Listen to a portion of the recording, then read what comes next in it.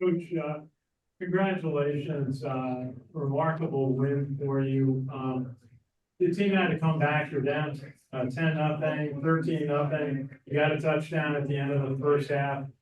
Maybe take us through that last sequence. It was so important that you got the touchdown at the end of the first half on the pass to Brady Helms. It was. We got down 13-0. And when I looked up there, it was 10-0.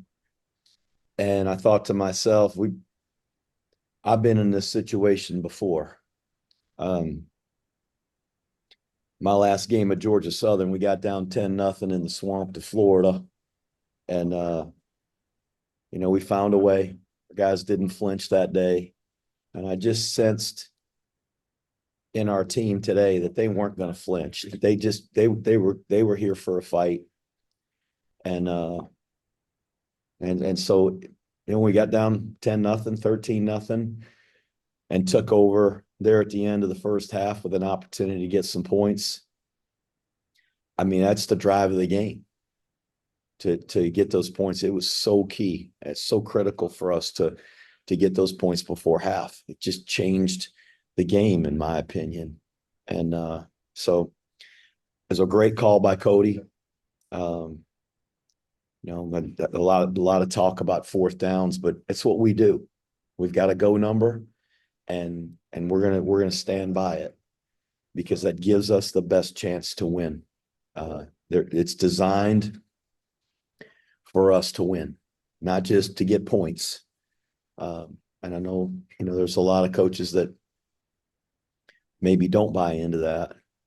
But for us, I think it's perfect. It fits us. And so it's a great call. Kale just played so well. I mean, I can't say enough for Kale Helms. I mean, his effort tonight, his poise, his toughness, physical. He's just a competitor and a winner. It's just exactly what we recruited. We knew that when he was in high school. You could see the competitiveness in him. He was a winner, and I don't know. If there's such thing as a gamer, that's what he is. He gets in a game, and the guy just makes plays.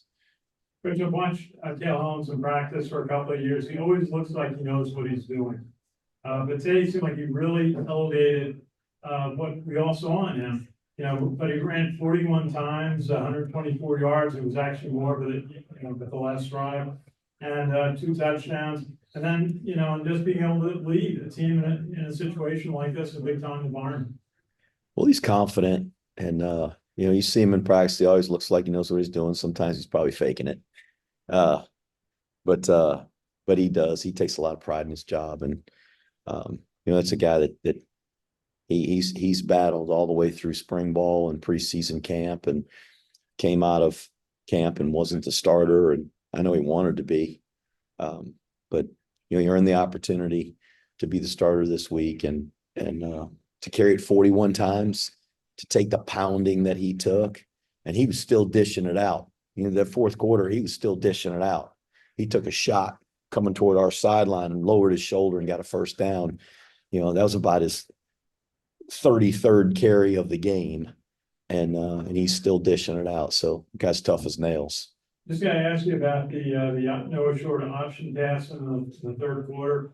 Went for 52 yards and helped set up the score that gave you a 14-13 lead. It's a big play. We worked on it this week, and Cody called it at the right time. It was really a perfect down and a perfect situation to call it. And Brady did a nice job of selling the crack block, and I saw the corner fall off, and I knew we were going to be able to hit it. So Noah threw a nice ball, and it fortunately set us up to get another score, which was needed. And Dawson Jones gets you a field goal, and you would like to have a touchdown. Then you go for the onside kick. And tell us about it. You fooled TV. They thought the ball was going down the field. Well, I'm really proud of Dawson. So he missed 2 kicks last week, including a left hash kick in overtime. And he stepped up. We needed that field goal. It's a left hash kick, and he nailed it. That's a big kick in a big game. And so really proud of him. We weren't running an onside kick. We talked about it. We talked about it. But we decided we were going to go with a squib kick. And it just, he's trying to drive it through there and it hit one of their guys, ricocheted off, and it worked out. Sometimes things just work out, and it worked out in our favor. We were able to take that thing down and take the lead off of that drive. So it was, man, what a big play. They had a big play to start the game, at the kickoff return, and it turned into 3 points. And then we had the kickoff return for a touchdown, which we got to figure that out and get that fixed. That's 10 points, setting up a score and scoring on special teams. So we were probably due for a play ourselves. That was the one we got, and man, it paid off. One quick question on defense. Cody Harris Miller was out this week, and Jacob Coyote played most of the game. How do you feel like this? It seemed like the whole defense was kind of chipping in on that. They played their asses off, Ken. I'm proud of them. They played really, really hard. The guys up front, our linebackers, the guys in the secondary, we kept the ball in front of us. We had the one pass down the sideline on 4th down. That was a great throw and a great catch by 2 big-time players. I mean, that quarterback they got, that kid is a damn good player. And the kid that caught that pat is a damn good player. And, Jabril was right on him. He was right in his hip pocket. And it's a great throw and a great catch. But really, we didn't let the ball get over our heads and get behind us today. And it was really key. There were far fewer big plays against us this week than we had a week ago. Go ahead, David. I know you talked about your go chart, but 6 out of 7 on 4th down. Was that the plan, or did it worked out really well for you to go for it 7 times on 4th down because there were 6 of them? Yeah, I mean, we're frankly just trying to get ourselves to a manageable 4th down position. We try to use 4 downs to get 10 yards. A lot of people think you only get 3 downs to get 10 yards. They give you 4. So we try to operate so that we get ourselves in a position where we can go forward on 4th down. And some of the 4th downs were a little bit longer than we'd like. We'd like to be 4th and 1. 4th and 2 is even a long play, but we hit some longer ones than that. We needed them. And then on the last play of the first half, how tempted were you to go settle for 3 points there? How important was it to go ahead and go for it? Because if you didn't get that, you're now down 13 at the half. I was not tempted at all. We were going for it. We were already inside our number, so it was not even a question. We were gonna go for it, and Kale made a great throw and on a boot pass, and so 3 points weren't going to help us. That wasn't going to change the game. 7 points changed the game, and if we don't score that touchdown right there, we may not win the game. Let's go ahead on Zoom. Joey Acano, go ahead. Hey, Coach Monken, congratulations on the win. The offensive line struggled last week. We talked about it with Coach Worley during the week. And early on, seemed like they were struggling a little bit. Obviously, Kansas State had amazing linebackers and amazing guys all over the front 7. But they really seemed to kind of get their rhythm as the game went along and really seemed to start to open up some holes. Talk about their improvement and kind of their maturation over the past 2 weeks as a new unit. I mean, Brady and Paolo are back, but the other 3 guys are coming in new. We'll talk a lot about Kale Helms and the game that he had today and his effort. But we won the game because of our offensive line. Those guys, the other 10 guys on offense. I mean, the receivers, the backs, the tight ends. But our offensive line really answered the bell. I mean, a week ago, felt like Tarleton kind of pushed us around. We weren't as physical as we needed to be. And frankly, in practice this week, we turned up the dial. And last Sunday, we had a conversation as a staff. And, we want to get guys to the game and have them healthy and have our best players ready to go. But I didn't feel like we played physical enough. So I said, we're gonna practice more physical. We're gonna scoop and cut on the backside, and we're gonna get on the goal line, and we're gonna run our plays, and you run a risk, guys getting hurt. And we actually had one of our starting offensive linemen I didn't think was going to play tonight. He got banged up in practice, Paulo. And that son of a gun is tough as nails. And he didn't practice on Wednesday, practiced again yesterday. And man, I was really proud of him. And just that whole group. They were the difference in the football game. Kale Helms played his butt off, and he had some great hard runs, but it started with the guys up front. Yeah, my follow-up and final question. Got to see Briggs Bartosh tonight for the first time, and I thought he brings a really good wiggle and kind of burst to your running game. Talk about what he adds to the offense, in your opinion. Well, that's precisely what he is. He's just different, and he's got a burst that none of the other guys have. He's he's not as big and as developed yet as some of those other guys, but he's fast and it brings a different element. So I was proud of him. He wasn't due to come on the trip until late in the week, and we started thinking about, if we get a B back hurt, we're gonna be down to 2. Well, we were down to 2 as it was. Both Jake got hurt early, and then Hayden Reed got hurt, and Carson Smith didn't play a snap last week. He's in there. Briggs Bartosh has never played in a college football game. He's in there. And so really proud of those guys. Thanks, Coach. Thank you. Seth Mendelson. Coach, congratulations on the win. Exciting game. My only question for you, I think everybody covered everything else, was ESPN caught you coming off the field and you look so relieved and so happy, overjoyed and relieved. How does this play a national TV audience? We remember the Oklahoma game, the Michigan game where Army got so close, and this time you got over the line. How does that play with you? Well, it's just a huge win. And I'm really, really proud of our team. I mean, I don't know when I've been more proud of an Army team than I was tonight, because we're down 13-0. And then we take the lead 14-13, and they return the thing for a touchdown, get a 2-point conversion. We're scrambling to get our defense out there. And all of a sudden they're up 21-14, and we didn't fold the tents. Our guys just kept fighting. There wasn't any body language on the sideline that would indicate that our guys didn't believe that they were going to win the game, or they were going to die trying. They were going to fight.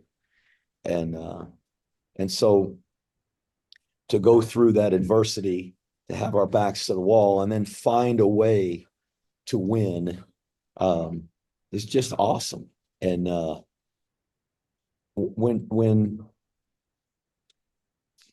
after suffering the defeat last week and the dejected, sick feeling that it's indescribable. I mean, it consumes competitors. It has consumed me all week.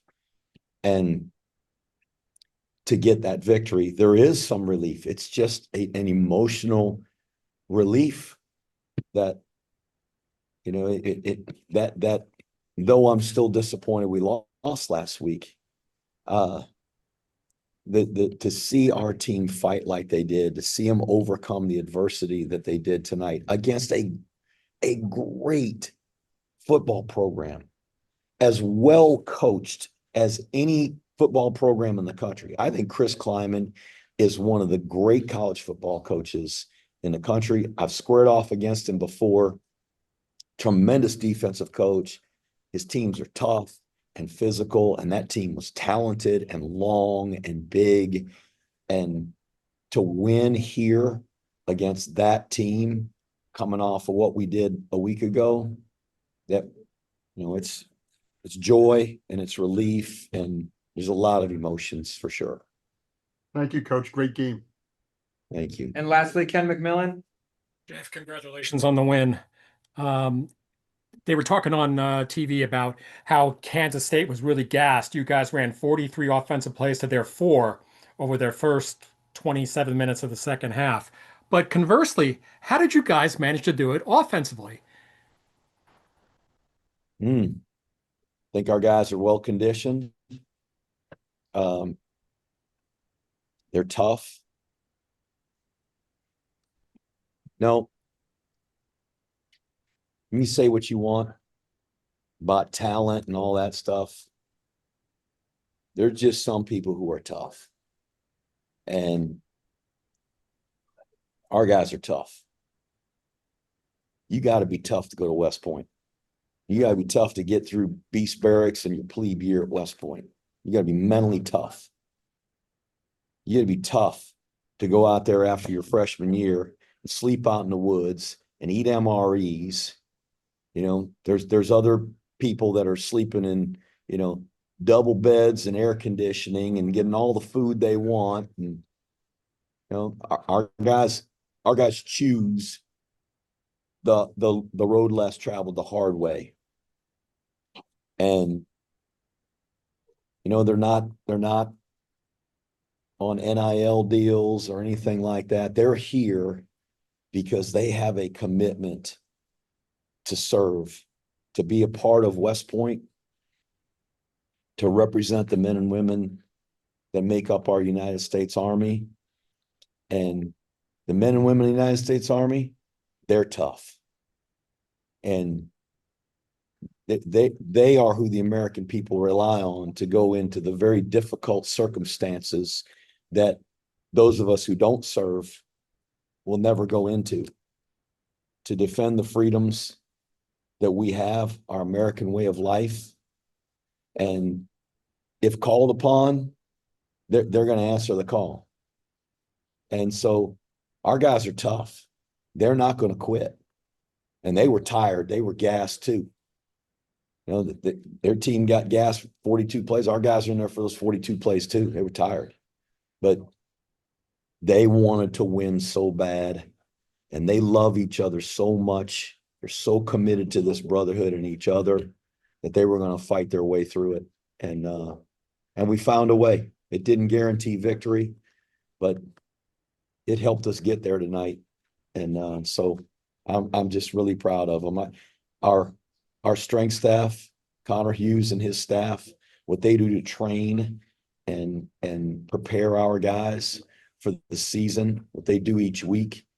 I mean, that has a lot to do with it too. But it's all a credit to our players. And Jeff, last thing, what impressed you most about Kale tonight? His decision making or his actual execution? His competitiveness. That was it. That son of a gun was going to find a way to win. And he, like everybody on our team, wants to be the starter at his position. And he got a chance to be the starter. What he did is he didn't force plays. He took care of the team. In fact, we had a post route that was open, and he said, "I just didn't want to force it." He goes, "I wasn't sure it was there," and that's very unselfish, because kid wants to make a big play. He's on national TV. It's his first start of his career. He didn't do it, and we came back and he hit the boot route and threw the boot route on fourth down. Just a great competitor and really, really tough. But he's making the right reads. Yes. Yeah, he did. Mm-hmm. I mean, he probably wasn't perfect. There's a couple times maybe he should have handed it off, or a couple times he should have pulled it, but he did a good job. He was prepared. He was ready. Coach Worley does a great job coaching those guys. He was ready to go. Thanks, Ken. Thanks, everybody.